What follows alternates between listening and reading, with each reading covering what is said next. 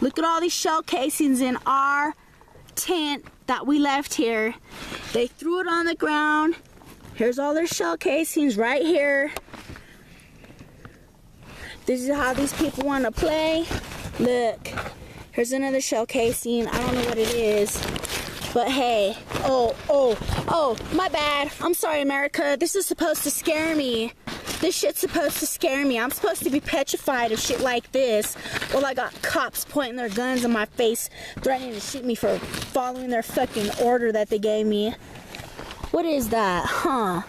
Oh, it don't even say what it is. Well, let's go find out what the bitch fucking thinks is funny.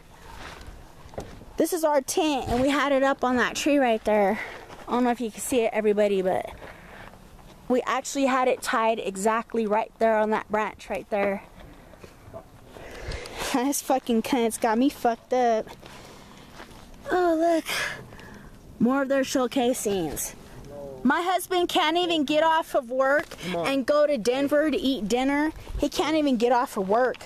He's got to deal with shit like this.